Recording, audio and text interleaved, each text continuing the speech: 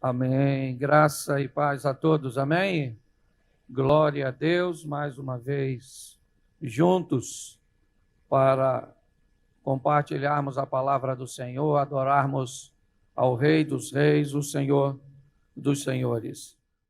Eu quero conversar um pouco com vocês sobre a história de José, porque é uma história que me inspira sobre as fases e o que ele aprendeu em cada uma delas, e que muitos de nós talvez não tenhamos sucesso, ok?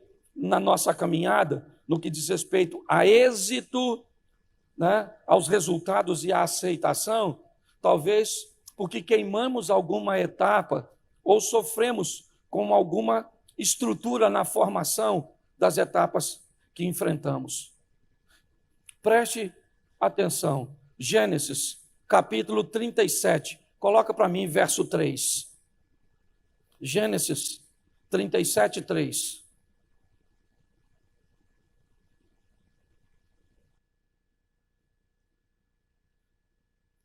Isso. Israel amava mais a José do que todos os seus filhos, porque era filho da sua velhice, e fez uma túnica de várias. Preste atenção, eu quero começar com a base. Se desestabilizarmos a base, a matriz, a origem, o Gênesis, o começo, com certeza tudo aquilo que vier posterior a isso vai ser deformado. Quando nós olhamos, por exemplo, certo? Eu já falei disso aqui, a cura da mulher do fluxo de sangue, na verdade, Jesus não está indo curá-la, Jesus está indo para a casa de Jairo, curar a filha de Jairo. No caminho, entre onde ele está e a filha de Jairo, ele cura uma mulher, ele está indo curar uma menina. Fale comigo, menina.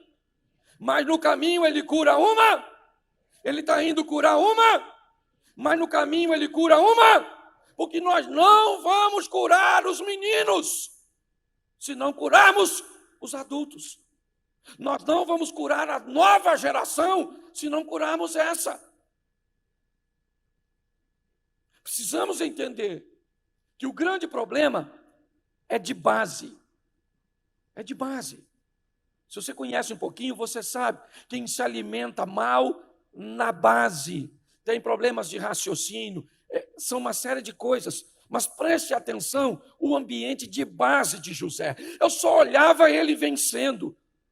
E é muito legal olhar para a vida de um vencedor, assistir a palestra de alguém, certo? Que se tornou um milionário, que recebeu notoriedade, certo? É muito legal. Mas vamos dar uma olhada em como essa história começou. Na base de José, diz, ele era um filho que era amado. Ele era um filho que seu pai lhe supria necessidades materiais. A base de José foi uma base sólida. A estrutura na cuja qual ele se formou, ele se estabeleceu. E aí eu me pergunto, segundo a Bíblia, quem recebe Cristo nasce de... E que base os recém-nascidos recebem para exercer a sua caminhada de fé? Se a Bíblia faz uma analogia entre o novo nascimento e o nascimento verdadeiro. Sair do ventre da mãe, certo? E receber a Cristo como Senhor e Salvador. Será que o grande problema dos crentes não tem nada a ver com fé, tem a ver com base? No momento em que nasceram, no momento em que tiveram o contato com Cristo, foram motivados pelo Espírito Santo, será que eles receberam o amor que precisava para crescer num ambiente saudável? Será que eles receberam a instrução para que crescesse num ambiente saudável? Será que o que vivemos e vemos hoje, a popularidade do Evangelho, há anos atrás, você ligava, era uma ou duas rádios evangélicas, hoje deve ter 20. Antes você ligava, era um programa, ou dois, no máximo na TV, hoje tem 5, 6, 10. Pare para pensar. Nunca crescemos tanto e nunca fomos tão fracos. Porque crescemos fragmentados. E o Salmo 133 diz que Deus ordena a bênção onde há união. Quando olhamos para isso, talvez tenhamos mais ou menos o panorama ou a visão correta do que estamos vivendo hoje. Um Cristo utilitário que vem à igreja para atender a necessidade das pessoas que querem um carro, que querem uma casa, que querem uma cura, que querem que ele entenda que, certo, que no mundo moderno eu posso mostrar minha nudez, eu posso fazer isso, eu posso provar disso, eu posso provar aquilo. Por quê? Porque o mundo hoje tem mais a ver com humanismo, com o homem no centro de tudo, do que com Deus no controle de todas as coisas.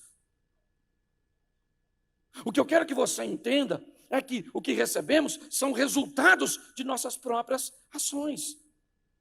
Ontem, no trabalho de mulheres, quando eu vi o Rafael dizendo aqui, que quando oramos mais pelos outros e menos por nós, quando estamos mais interessados no bem-estar das pessoas do que no nosso, estamos no caminho certo e Deus começa a abrir as portas para nós.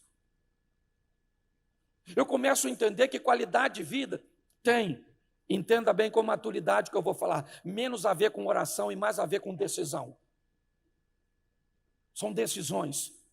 O homem que se sentiu mais amado por Jesus foi João, mas ele não viveu 1/3 dos milagres que Pedro viveu com todo o temperamento que tinha, porque Pedro era um homem ativo, dinâmico. Pare e pense nisso. Ah, mas João viveu mais. Sim, foi para Pátimos. Está certo. Mas o que eu quero que nós venhamos entender é que somos muito responsáveis. Quando eu olho para a vida de José, o que eu vejo? Uma base. E Provérbios 22:6 diz assim: ensina o menino o caminho que ele deve, porque ele vai crescer e não vai se desviar dele. Eu vim semana passada de uma viagem e eu passei por Londres. As melhores escolas de Londres são cristãs. Os muçulmanos botam seus filhos para estudar nas escolas cristãs. Eles ficam 5, 10 anos e não perdem sua fé. O filho dos cristãos vão para a faculdade com 3 aulas de filosofia, já está questionando quem é Deus. Tem alguma coisa errada no sistema. São casamentos sendo destruídos, filhos sendo destruídos, finanças totalmente desestruturadas. Tem alguma coisa. E não tem a ver com fé, tem a ver com decisão. Quando eu pego José, o que eu vejo? Sua base. O ambiente em que ele foi treinado em sua mocidade era um ambiente saudável.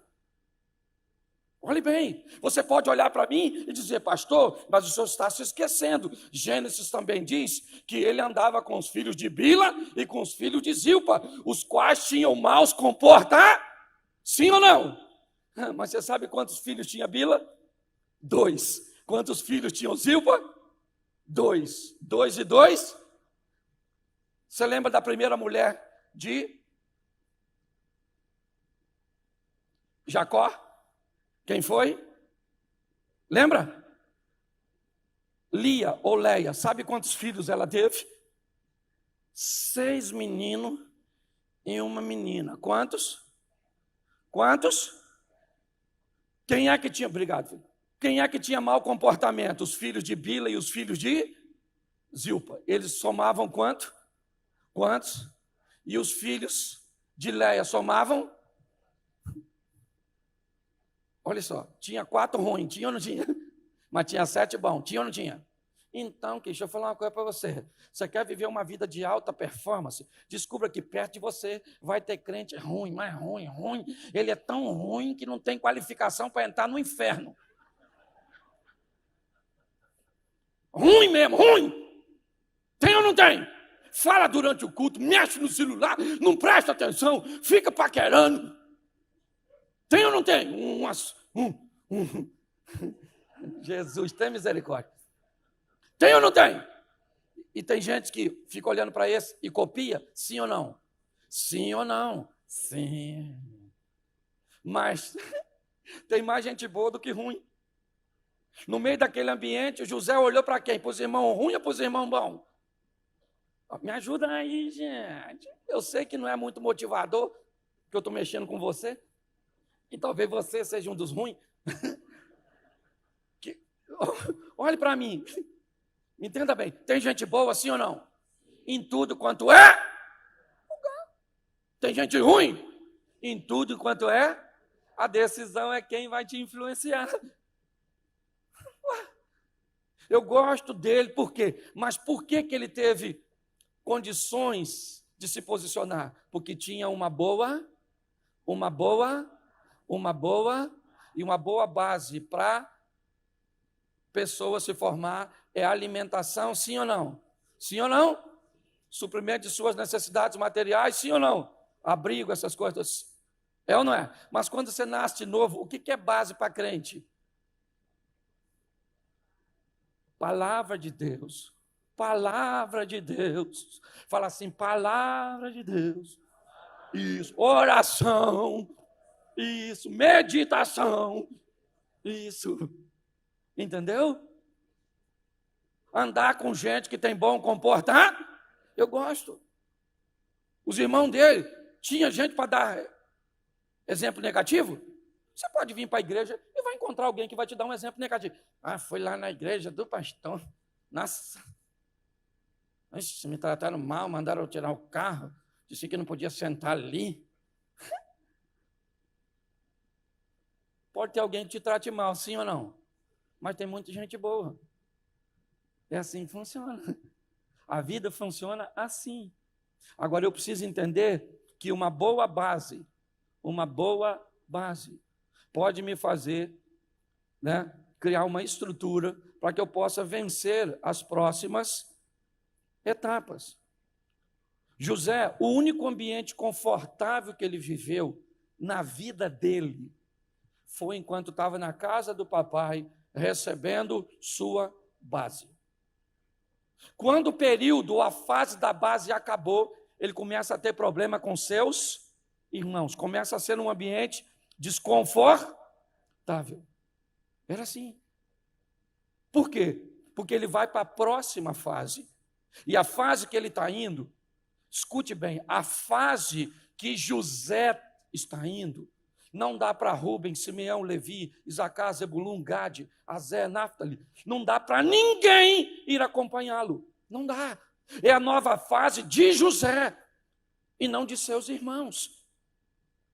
Para onde José está indo, é importante entendermos isso. Há um relacionamento personalizado entre nós e Deus, por mais que sejamos um corpo, por mais que estejamos juntos, por mais que façamos parte da mesma igreja, cada um de nós temos um relacionamento personalizado com Deus, para irmos para as próximas fases de nossa vida. Na fase que José vai, não dá para seus irmãos irem. Ela é boa? Não. Bom era ficar pertinho do papai, onde tinha roupinha, onde tinha amorzinho, onde ele era o filho querido. Mas em ambiente confortável a gente não cresce. Crescimento traz dor. E nós temos que crescer, porque crescer é essencial. Então, o papai não pode estar perto, não pode ter mais roupinha nova, não pode ter nada. Agora ele vai ser vendido pelos irmãos e vai para a casa de Potifar, para o Egito. Por que ele vai para o Egito? Porque é a próxima fase da vida dele. Lá não é fácil. Enquanto na casa do pai ele era o queridinho, no Egito ele vai ser o escravo. Ele vai ser o escravo. E ele vai administrar a casa de um indivíduo e vai ver esse indivíduo enriquecer cada vez. E ele vai continuar. E o patrão enriquece. E o patrão enriquece.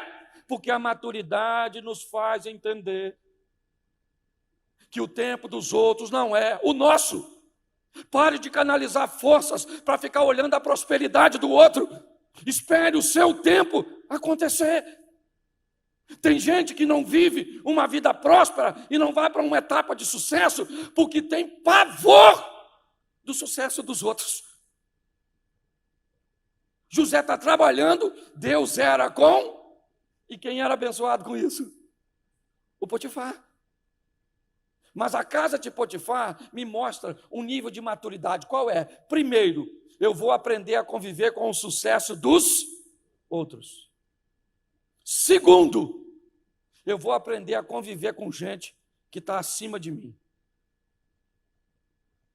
Na casa de Potifar, tem gente acima de José. Ele vai ver o cara prosperar e ele continuar escravo. E ele vai ver e vai ter que aprender a lidar com gente que está acima dele. Hoje, grandes desafios. Você sabe, quem faz seleção hoje de empresas sabe que a grande maioria das pessoas são requisitadas, são separadas por currículo, mas são demitidas por personalidade. Não sabe trabalhar em grupo, tem dificuldade com hierarquia. Olhe bem, o que é isso? Isso é vida. Isso é vida. Quando nós olhamos para essa situação, a casa de Potifar me mostra isso. Sabe? Um cara vê o sucesso de Potifar e ele continua trabalhando. Mas o sucesso é de quem? É de Potifar, mas ele continua trabalhando. E convivendo com quem? Com quem está acima. Sabendo seus limites, sabendo o que é seu e o que não é seu. Sabendo que a hora dos outros não é a sua. Deus está no controle da nossa vida. E a Bíblia diz uma coisa através do profeta Jeremias: eu bem sei os pensamentos que tem a respeito de vós, são pensamentos de paz e não de mal, para que eu possa dar a vocês o fim que vocês desejam. Deus está dizendo: eu sei o que vocês querem para você. Está lá no Novo Testamento: se um filho pede um pão, o pai jamais lhe dará uma pedra. Se pede um peixe, jamais lhe dará uma serpente. O que Deus está falando no Velho Testamento, no Novo Testamento? Eu sei o que você quer para você, e eu tenho trabalhado para dar a você aquilo que você... E você está trabalhando contra. É isso. Só que a fase da casa de Potifar acabou. Acabou. O tempo passou. Acabou. Aprendeu a lição, José? Agora nós vamos tirar você daí. Provavelmente ele não queria sair, porque desde que ele saiu da casa de seu pai, o melhor lugar até agora é a casa de Potifar. Ele foi escravo na mão de midianitas, ismaelitas. Ele estava numa cova, vendido pelos seus irmãos. E agora ele está no momento de ascensão. E ele não quer sair, provavelmente, da casa de Potifar. Lá é um ambiente legal. Ele é um escravo, mas ele é um escravo bem posicionado. É verdade, já aprendeu a conviver com a hierarquia. Só que agora, já que ele quer sair da casa de Potifar, me ajuda aí, sim ou não? Sim ou não? Então Deus vai tirar ele de lá, porque Deus vai tirar você de lugar que você está preso. Pare de se prender a coisas, às pessoas, a relacionamento que te impeçam de ir para a próxima fase da sua vida. Tem relacionamentos, tem coisas, tem emprego, que por mais preso que você fique, ele precisa sair da sua vida, porque ele é um impedimento para que você passe para a próxima fase. Ele não queria sair, então Deus tirou. Ele não precisou ser desonesto, ele não precisou fazer nada de errado. Uma mulher nutriu um sentimento por ele, que ele não quis compartilhar, e ele então foi parar na prisão. Por quê? Porque a prisão tinha algo a ensinar a José. Porque as dores, as crises, os problemas, as dificuldades têm coisas para nos ensinar. Elas não podem nos matar. Elas não têm autorização de Deus para destruir a nossa vida. O máximo que ela pode é ser um sistema pedagógico para a nossa vida, usando um material didático que não nos agrade. É isso. A questão é essa. É um estilo de vida, gente. É isso que eu quero que você coloque. Ah, pastor, eu vim aqui, eu queria outra mensagem. Pois é. Só que hoje não vai rolar. Ah, então por que será que eu vim hoje? Porque Deus se enganou e deixou você vir. Essa mensagem não era para você. Mas Deus, infelizmente, achou que era. E por isso que você veio. Não, querido, a mensagem não é para quem não veio. Talvez você estava pensando aqui agora, meu marido devia estar aqui. Porque a mensagem sempre é para quem? Para o outro. Deixa eu falar uma coisa para você. Eu não estou falando de estilo de vida. Ou eu não estou falando de momento. Eu estou falando de estilo de vida. Eu não estou dizendo, tem culto que você vai vir. Você vai vencer. Deus tem um milagre. Ele cura. Vai mudar hoje a sua família. Show de bola. Sai daqui flutuando. Aleluia. O que é isso? Isso é momento. Se eu falasse assim para você, olha como é que funciona a mente. Você vai vencer. Você é um vencedor em Cristo. Você vai vencer. Fala comigo, você vai vencer. Aí você vai vencer. Você vai vencer. Aí acabou o culto. Aí você vai embora. Vou vencer em culto bom, hein? Vou vencer. Eu tenho que vencer. Glória a Deus. Jesus está comigo, tem que vencer. Aí você chegou em casa. Tem que vencer, hein, gente? Eu tenho que vencer. Nossa. Glória a Deus, esse culto foi bom. Tem que vencer, isso aí, glória a Deus. Aí você dorme, amanhã cedo você levanta e diz, eu tenho que vencer, hein, gente? Eu tenho que vencer. Tudo bem que ontem estava mais forte, mas eu tenho que vencer. Não é assim não. Eu vou vencer. Aleluia. Por perto de meio-dia você já está assim, ó. Eu vou vencer. O que era uma afirmação na noite anterior se torna dúvida. Porque o que é isso? Isso é movimento. Nós não estamos falando de movimento, ainda que a nossa igreja acredite em dons, em cura, em poder de maravilha, em língua estranha, está tudo jóia, vamos para o céu, glória a Deus. Mas nós não estamos querendo. Por isso que a gente fala de oferta, por exemplo, não é para tirar seu dinheiro. Vamos agora ofertar. Isso. Fique de olho na minha mão. Isso, agora.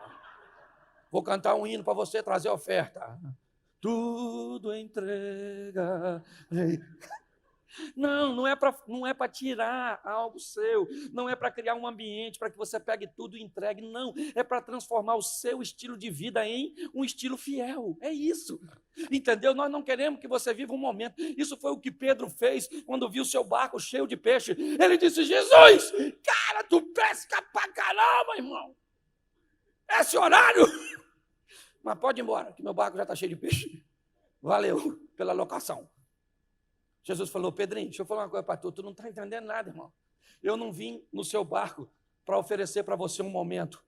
Eu entrei no seu barco para mudar a história da sua vida. A partir de hoje, você vai andar comigo e nós vamos ser pescador de... Eu não quero motivar você para viver um momento, eu quero motivar você para viver uma história. Eu não quero que você saia daqui e ora 24 horas por dia. Eu quero que você saia daqui e ore 2 minutos, 4. Já estou satisfeito com o seu começo, com o seu progresso. É assim que funciona. Mas quando esse cara sai da casa de Potifar e vai para a prisão, lá ele vai aprender a conviver com 2 coisas. Primeiro, com um local de poucos recursos. Porque tem gente que se tiver tudo bem financeiramente, glória a Deus! Estou com dinheiro, Deus está comigo. O nome desse Deus é Mamon. Entendeu? Se dinheiro para você é Deus, o nome dele é Mamon. Certo? Mas eu aprendi uma coisa. Rico é aquele que tem muito de uma coisa só. Próspero é aquele que tem o bastante de muita coisa. Então, você define se você quer ser rico ou próspero. Você acha que eu tenho o dinheiro que eu gostaria? Não tem, mas dá para cumprir o operacional. Você acha que eu tenho o casamento que eu gostaria? Não tem, mas estamos juntos, né, filho? 29 anos. Isso aí. Você acha que eu tenho os filhos? Tem não, mas tem lá. Cadê? Está ali, ó. É isso aí. Isso aí. Não comi no ninho. Não, na verdade. Você acha que eu tenho a saúde que eu gostaria? Não, de vez em quando me dá uma dor de cabeça no corpo todo. Sim, deixa eu falar uma coisa para tu. Eu não sou rico, eu sou próspero. Eu tenho o bastante de muita coisa e não muito de uma coisa só. Quem aqui já soltou pipa? Levanta a mão. Isso. Lembra aquelas pipas que dava de lado? E ela fazia assim, ó. E você, para cá, miserável. Tem gente que a vida é assim, vai para um lado só, dinheiro. Tem dinheiro para caramba, mas não tem saúde para comer alguma coisa. Tem dinheiro e saúde, mas não consegue uma mulher para pegar, para se casar. Tem uns filhos que parecem o Alien versus Predador. Sim, o que acontece?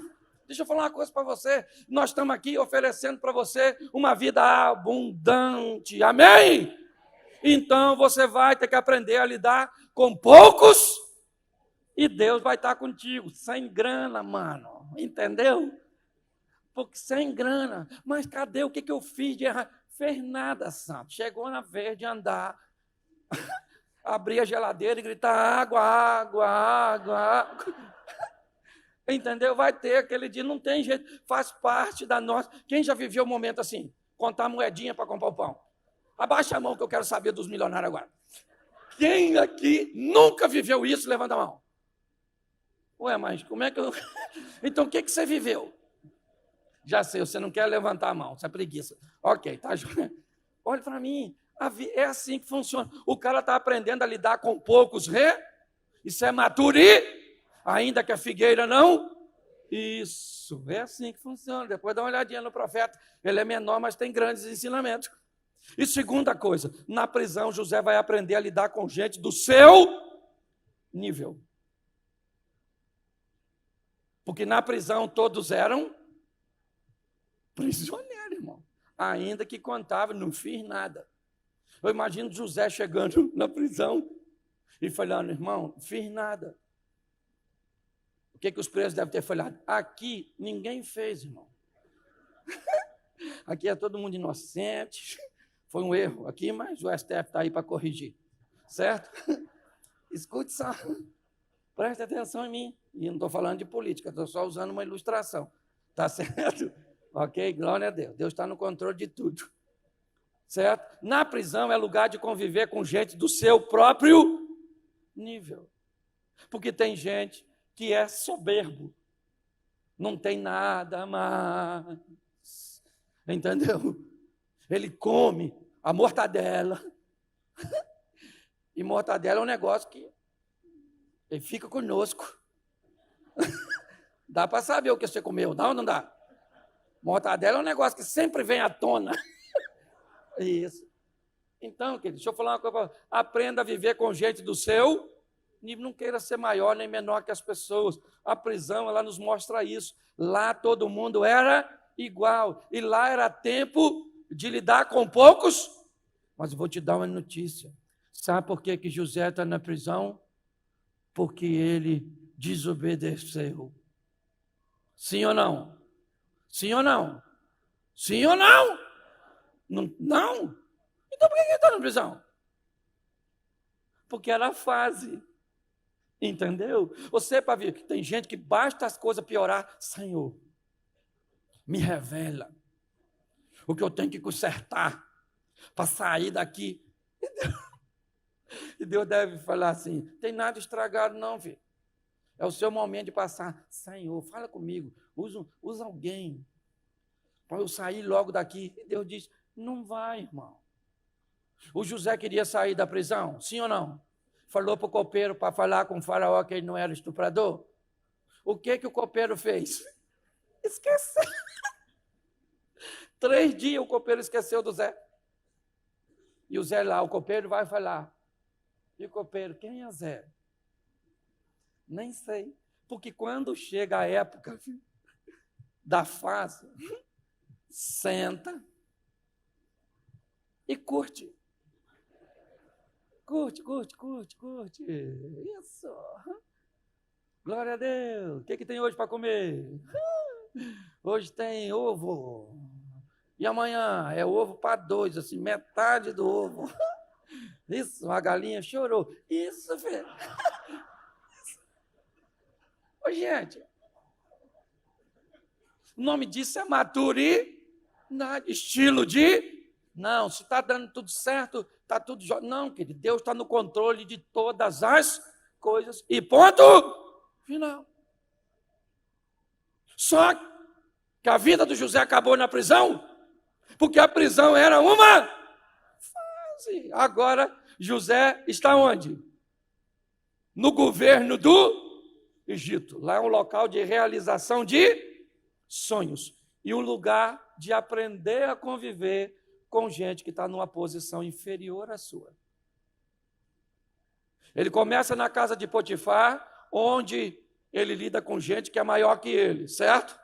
Na prisão todos são, e agora, como governador do Egito, quem é que está por cima? Ele. As fases. A maturidade chega para José. Um dos homens que mais abençoou as nações estrangeiras para não morrer de fome foi José.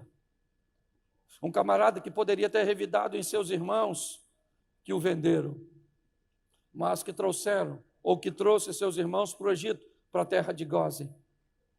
Criou uma estrutura para que eles fossem. Só que o tempo de José passou. José disse aos seus familiares, quando vocês saírem do Egito, porque José sabia que para o povo o Egito era apenas uma fase. Quando vocês saírem daqui, levem meus ossos com vocês. Por quê? Porque José foi um personagem de uma vida que existiu antes de nós e que vai existir depois de nós. Num dos momentos mais duros da minha vida, de maiores perdas, foi quando eu perdi meu irmão mais velho, Adelso.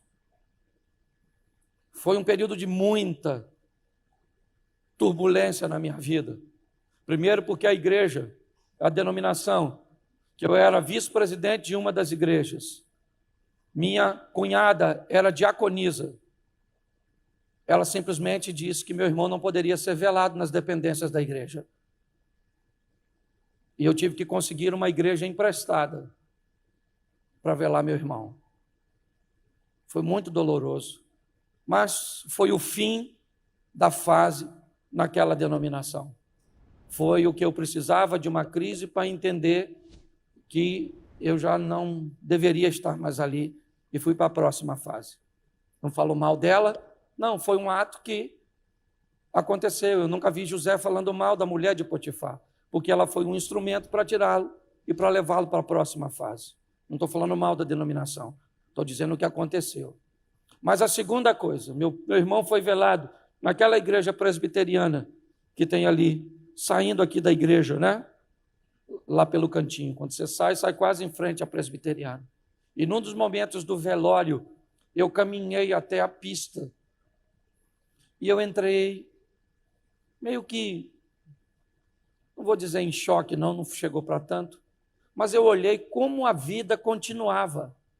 Quando eu olhava para trás, para dentro das dependências, eu via o meu irmão morto. Mas quando eu olhava para fora, eu via que a vida continuava. É isso que eu quero que você entenda. É muito importante entendermos que o que nós podemos é deixar um legado no coração das pessoas. É influenciarmos as pessoas para que elas consigam viver um estilo de vida. É isso.